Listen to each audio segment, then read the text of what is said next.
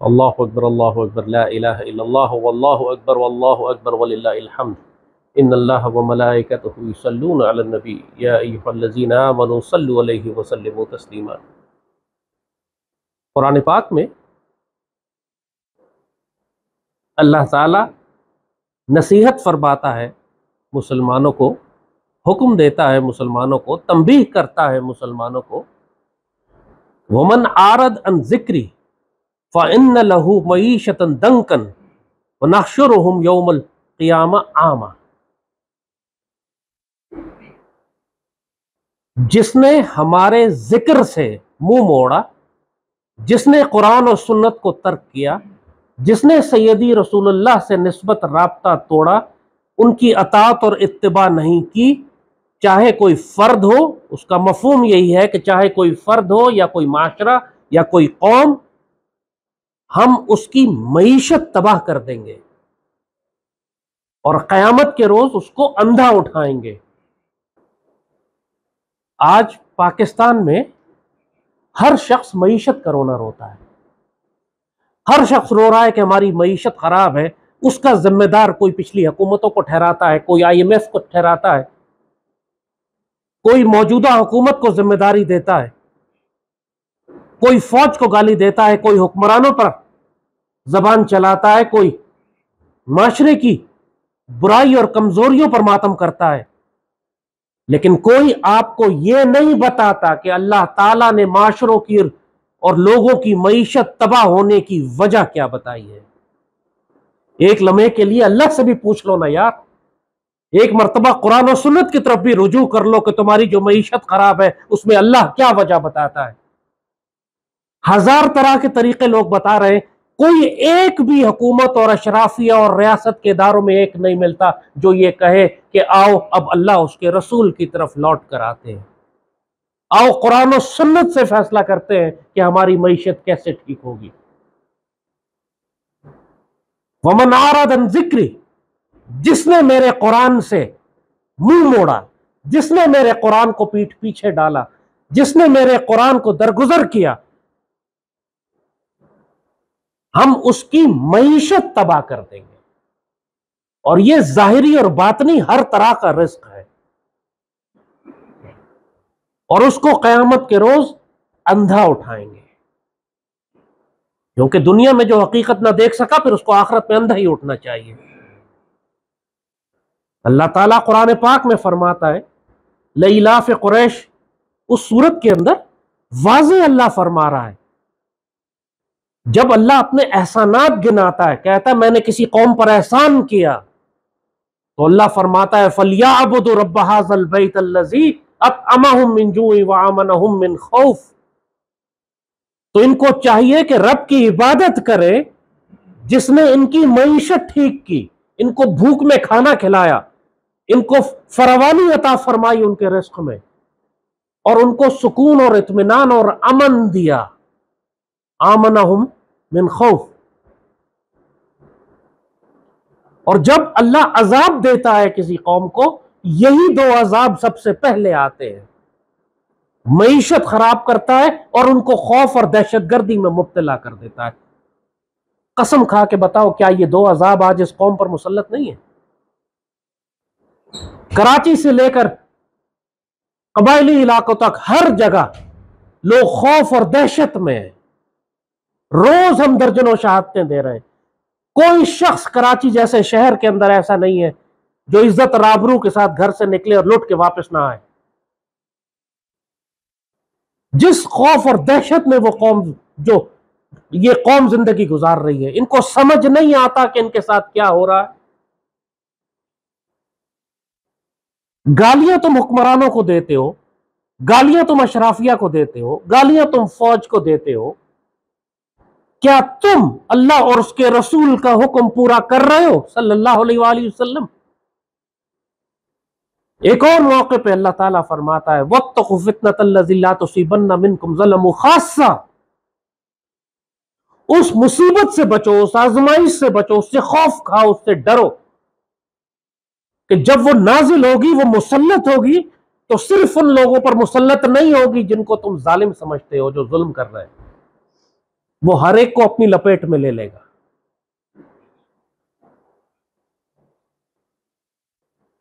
کیونکہ عام لوگ یہ سمجھتے ہیں میں تو ظلم کر ہی نہیں رہا, میرا کیا قصور ہے.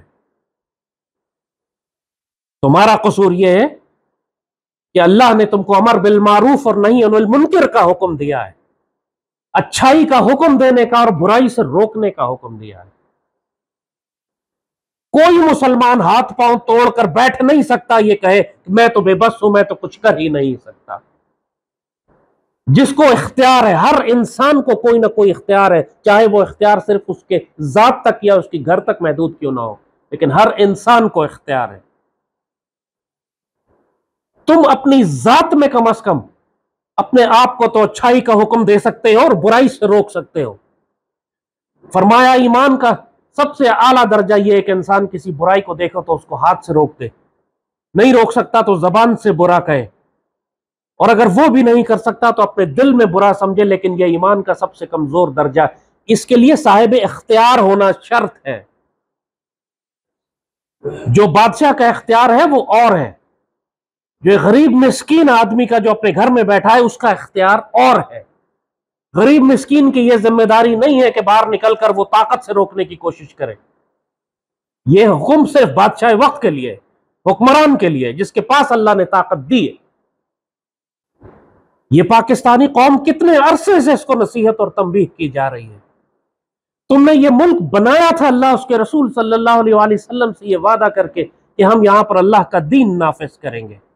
پہلے تم نے اللہ کے حکم سے روگردانی کی, نافرمانی کی, آدھا ملک ہمارا ٹوٹ گیا, لاکھوں کی قربانی دینی پڑی, سخت سزا لگی ہمیں. اس بات کو بھی یہ 50 سال ہو گئے, 2 نسلیں گزر گئی. آج روتے ہو تم معیشت کو. کیا تم نے اللہ سے کیا ہوا وعدہ پورا کیا؟ کیا تم امر بالمعروف اور نہی عن المنکر کرتے ہو؟ کیا تم اپنے دائرہ اختیار میں برائی کو روکتے ہو, یا زبان سے اس کو برا کہتے ہو, یا دل میں اس کو برا سمجھتے ہو, یا تم بھی بے شرمی اور بغیرتی میں سب کے ساتھ شامل ہو چکے ہو اور مایوسی میں ڈوب چکے ہو کہ اب کیا ہو سکتا ہے, سب کر رہے تو ہم بھی کرتے, کیا فرق پڑتا ہے, ہمارے کہنے سے کیا ہوگا, ہمارے کرنے سے کیا ہوگا. تمہارے کہنے اور کرنے سے یہ ہوگا کہ تم اللہ کے عذاب سے بچ جاؤ گے. تم اپنی ذمہ داری کرو.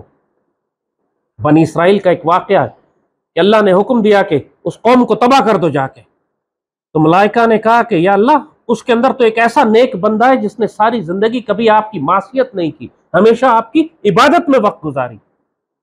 اللہ نے فرمایا جس کا مفہوم ہے سب سے پہلے زمین اس کے اوپر الٹنا, کہ جب میرے دین کا مذاق اڑایا جا رہا تھا تو وہ عبادت میں لگا رہا, اس نے نہ امر بالمعروف کیا, نہ نہی عن المنکر کیا, نہ برائی سے روکا لوگوں کو, نہ اچھائی کی ترغیب دی.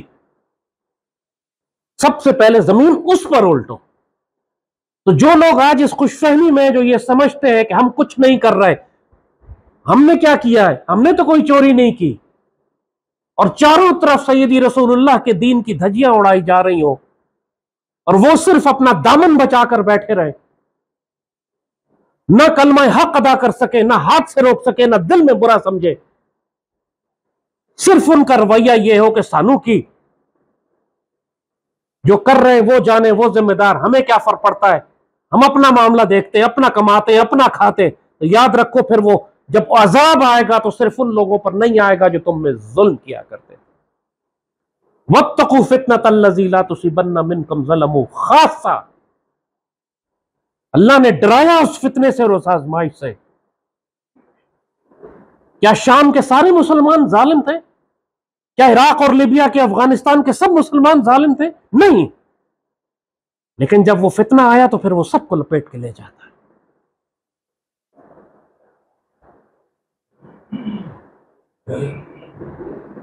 تم کہتے ہو تمہاری معیشت خراب ہے, اللہ کہہ رہا ہے کہ سود اور ربا اللہ اس کے رسول صلی اللہ علیہ وآلہ وسلم سے اعلان جنگ ہے, اور پوری ریاست سود اور ربا پر قائم اور اس کو قائم رکھنا چاہتی ہے.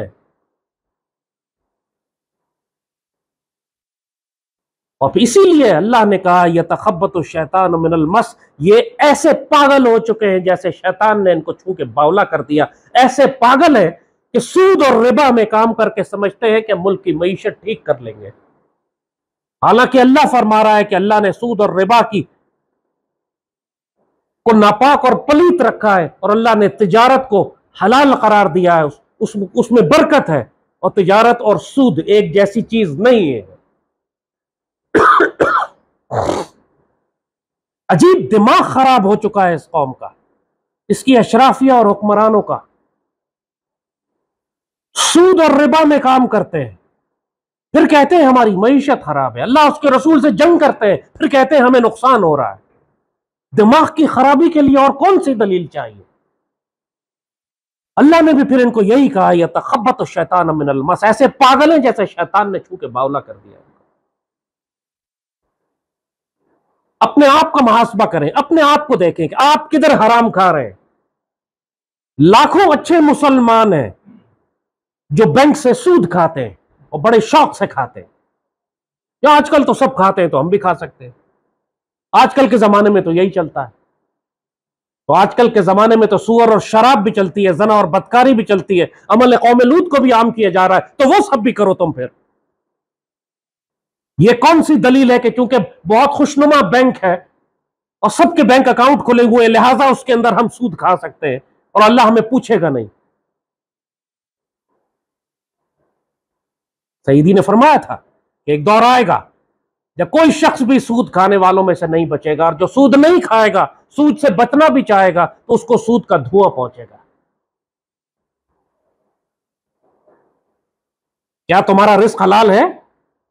صرف حلال رزق یہ نہیں ہے کہ میں تو تنخواہ پہ گزارا کرتا ہوں، تنخواہ پہ تو کرتے ہو لیکن بینک سے بھی تو سود کھاتے ہو۔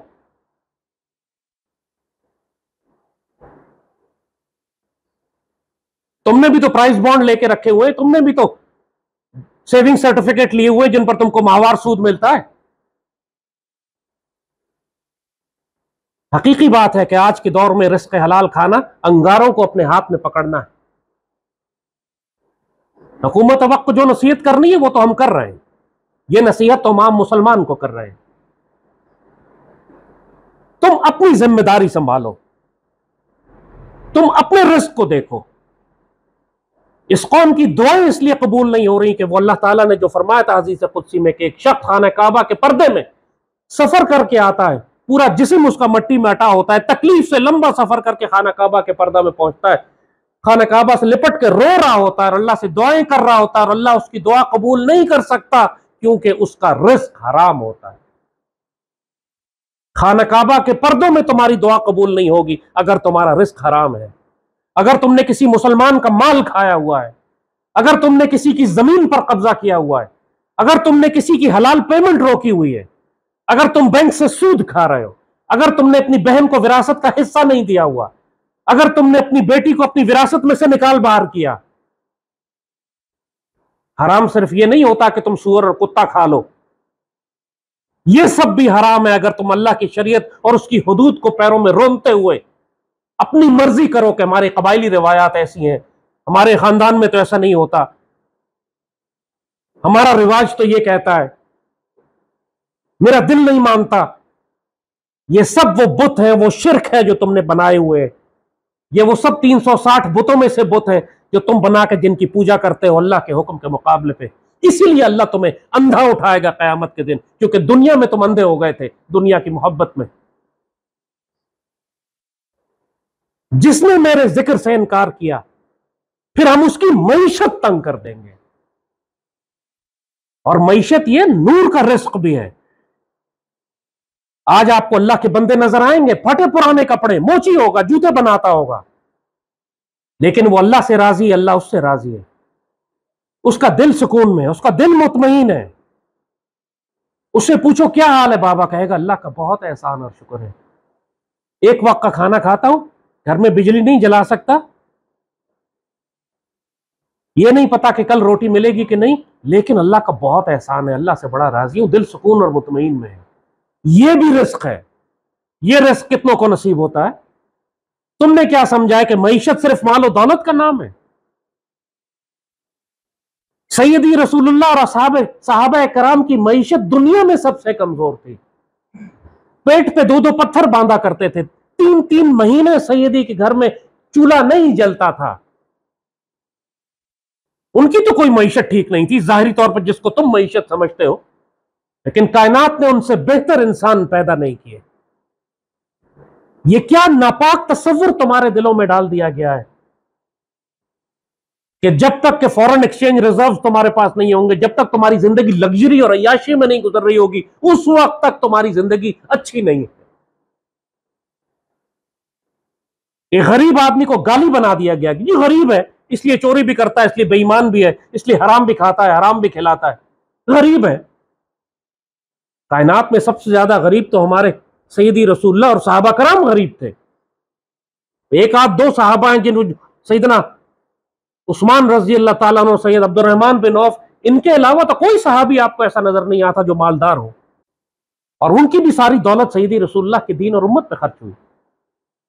عثمان غنی سیدی نے آپ کو ایک خطاب عطا فرمایا اسی لیے کہ ان کی ساری دولت سیدی کی امت پہ خرچ ہو رہی. تو اللہ کے بندو اپنا احتساب کرو. اگر تم اللہ کے ذکر سے غافل ہوگے تو اللہ تمہاری ظاہری اور باطنی معیشت تنگ کر دے گا. تم اندر سے کوڑنے لگو گے، تم غصے میں آؤ گے، تم ناراض ہوگے، حسد کرو گے، کینہ کرو گے. اللہ اس کے رسول صلی اللہ علیہ وسلم سے تمہارا رابطہ اور تعلق ٹوٹ جائے گا. ہر وقت غصے میں رہو گے، دوسروں کی مال و دولت پہ نگاہ رکھو گے، دوسروں کا حق مارو گے. یہ بھی اس شخص کی نشانی ہے جس کی معیشت تنگ ہو چکی ہو. صرف پیسے کی کمی نہیں ہے، بڑے بڑے ارب پتی اور کھرب پتی تمہیں نظر آئیں گے جن کی اللہ نے معیشت تنگ کی ہوئی ہے. ان کا قلب، ان کا سینہ بند کر دیا گیا ہے. ان کے سینے کو اللہ نے گرفت میں لے لیا، ان کے دلوں پہ پردہ لگا دیا، ان پر مہریں لگ گئی ہیں. دنیا میں تمہیں نظر آتا ہے کہ یہ جہنمی ہے. جمع مال وعددا، مال جمع کرتا ہے اور گنتا رہتا ہے، اور اس کا پیٹ صرف قبر کی مٹی بھر سکتی ہے. الہاکم التکاثر حتی زرتم المقابر. اتنی کثرت کی دولت ہے اس کے پاس، اس کی تو معیشت خراب نہیں ہے نا. جس کو تم سمجھتے ہو کہ معیشت خراب ہے، اس کی تو معیشت خراب نہیں ہے جس کو اللہ کہہ رہا ہے الہاکم التکاثر حتی زرتم المقابر. تم کو کثرت میں غفلت میں رکھا کثرت کی ہوس نے، حتیٰ کہ تم قبر میں پہنچ گئے. قارون کی تو معیشت کمزور نہیں تھی، جس کو موسیٰ علیہ السلام نے فرمایا تھا احسن کما احسن اللہ علیک، اچھائی کرو انسانیت کے ساتھ جیسے اللہ نے تمہارے ساتھ اچھائی کی ہے. تو معیشت خراب ہونا صرف پیسے کی کمی کو نہیں کہتے. انسان کا سینہ جب بند کر دیا جائے ہدایت سے، انسان کا سینہ بند کر دیا جائے جب اللہ کی رحمت اور رشد و ہدایت سے، سیدی رسول اللہ کی محبت سے، سب سے زیادہ بری مصیبت، سب سے زیادہ بری معیشت یہی ہے کہ انسان کا رزق بند کر دیا جائے، روحانی رزق، انسان کا نور بند کر دیا جائے، انسان کے دل و نگاہ پر مہریں لگا دی جائیں. اللہ سے ڈرو، استغفار کرتے رہو، اور اللہ کے ذکر سے غافل مت ہو، ورنہ اللہ تمہاری معیشت سلب کر لے گا، ظاہری اور باطنی دونوں. مال جمع کر کے مت رکھو، صدقہ اور تقسیم کرو. بیت المال اور مسلمانوں کا مال غصب نہ کرو، حرام مت کھاؤ. نہ تم قیامت تک زندہ رہ سکتے ہو اور نہ آخرت کے حساب سے بچ سکتے ہو. یہ سارے بدبخت بد نصیب جن کو اللہ قیامت کے دن اندھا اٹھائے گا، یہ وہی ہیں جو آج اس حقیقت سے اندھے ہیں کہ اللہ تعالیٰ نے ایک دن ان کا حساب کرنا اور قبر کا حساب ہوگا ان کا. یہ سب وہ لوگ ہیں جو سمجھتے ہیں کہ انہوں نے کبھی مرنا نہیں، کبھی آخرت نہیں قائم ہوگی، کبھی اللہ حساب نہیں کرے گا، اور آگے اللہ نے جہنم بنا کے نہیں رکھی بھی. ان کو ایمان ہے اس بات کا. جب ہی اس طرح بغاوت کرتے ہیں، جب ہی اس طرح اکڑتے ہیں، جب ہی اس طرح سیدی رسول اللہ کی امت کے ساتھ خیانت کرتے ہیں. تم چاہے ایک فرد ہو جو صرف اپنے گھر کا ذمہ دار ہے یا ملک کے حاکم ہو، تم اگر اپنی اور ملک اور قوم کی معیشت ٹھیک کرنا چاہتے ہو تو تم کو اللہ اس کے رسول کی طرف لوٹنا پڑے گا، شریعت نافذ کرنی پڑے گی، حدود لازمن تم نے نافذ کرنے پڑیں گے. تم یہ انگریزوں کے بنائے ہوئے قوانین اور سود اور ربا کے نظام کے ساتھ اگر یہ سمجھتے ہو کہ تم معیشت ٹھیک کر سکتے ہو تو پھر قرآن نے تمہارے بارے میں ہی فرمایا یتخبط الشیطان من المس، ایسا باولا اور ایسا پاگل جس کو شیطان نے چھو کر پاگل کیا، اس کا کوئی علاج ہی ممکن نہیں ہے۔ یہ حکمرانوں کے لیے بھی نصیحت ہے اور عام مسلمانوں کے لیے بھی۔ صرف اس لیے کہ تم عام مسلمان ہو، ظاہری اختیار تمہارے پاس نہیں ہے، اس کا مطلب یہ نہیں ہے کہ تم بچ جاؤ گے یا بخش دیے جاؤ گے۔ ہر مسلمان کی ذمہ داری ہے۔ اسی تاریک دور میں تم نے روشنی کا مینار بننا ہے۔ دنیا گواہی دے کہ آج کے دور میں جب سب حرام کھانے والے ہیں تو یہ حلال کھانے والا ہے، چاہے اس کی کھال سے، جسم میں سے کھال اتار دی جائے، یہ حرام نہیں کھائے گا۔ کوئی ہے جس کی مثال دی جا سکے؟ وَمَنْ أَعْرَضَ عَنْ ذِكْرِي، جس نے میرے سیدی، میرے نبی، میرے پیارے سے منہ موڑا، اتباع نہیں کی، اطاعت نہیں کی، تو ہم اس کی معیشت تنگ کر دیں گے اور آخرت میں پھر اس کو اندھا اٹھائیں گے۔ اعوذ باللہ من الشیطان الرجیم۔ مالک نستغفرک ونتوب الیک۔ مالک گواہ رہنا کہ ہم فیصلہ کر چکے ہیں کہ ہم نے سیدی رسول اللہ کو اپنا مرشد اور اپنا امام اور اپنے نبی اور اپنے سیدی تسلیم کیا، اور ہم کبھی بھی سیدی رسول اللہ کو تنہا نہیں چھوڑیں گے۔ ہم کبھی بھی سیدی رسول اللہ کے دین کو اور آپ کے پرچم کو گرنے نہیں دیں گے۔ ہماری جان، ہماری زندگی، ہماری قربانی، ان صلاتی و نسکی محیائی مماتی وللہ رب العالمین۔ مالک گواہ رہنا ہمیں ان ظالموں کی جماعت میں شامل نہ کرنا۔ مالک ہم ان سے بری الذمہ ہیں، ہم ان کو نصیحت بھی کر رہے ہیں، ان کو روک بھی رہے ہیں۔ مالک ہم ان کے گناہوں سے بری الذمہ ہیں۔ آپ ان پر جو عذاب بھیجنا چاہیں یہ آپ کے بندے ہیں، آپ رحم فرمانا چاہیں آپ غفور الرحیم ہیں۔ مالک یہ جانے آپ کے بندے جانے۔ ہم اپنا فیصلہ کر چکے ہیں۔ رضیت باللہ ربا وبالاسلام دینا وبمحمد صلی اللہ علیہ وآلہ وسلم نبی و رسولا صلی اللہ تعالی علی خیر خلقہ نور عرشہ زینت فرشہ سیدنا محمد وعلی آلہ وصحبہ اللہم صلی وسلم وبارک علی سیدنا محمد وعلی آلہ وصحبہ وسلم۔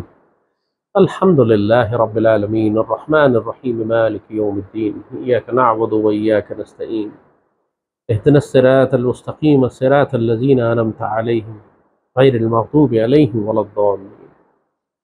ربنا لا تؤاخذنا إن نسينا واخطأنا ربنا ولا تحمل علينا إصرا كما حملته على الذين من قبلنا ربنا ولا تحملنا ما لا طاقة لنا به واعف عنا واغفر لنا وارحمنا أنت مولانا فانصرنا على القوم الكافرين عليك توكلنا ربي لا إله إلا أنت نستغفرك ونتوب إليك نحن مغلوبا فانصرنا فانتصر عليك توكلنا ربي ادخلنا مدخل صدق واخرجنا مخرج صدق واجعل لنا من لدنك سلطانا نصيرا وجاء الحق وزهق الباطل ان الباطل كان زهوقا رب اجعلني مقيم الصلاة ومن ذريتي ربنا وتقبل دعاء ربنا اغفر لي ولوالدي وللمؤمنين يوم يقوم الحساب ربنا هب لنا من ازواجنا وذريتنا قرة اعين واجعلنا للمتقين اماما یا ذو الجلال والاکرام یا عزیز یا قہار یا جبار یا ذو الانتقام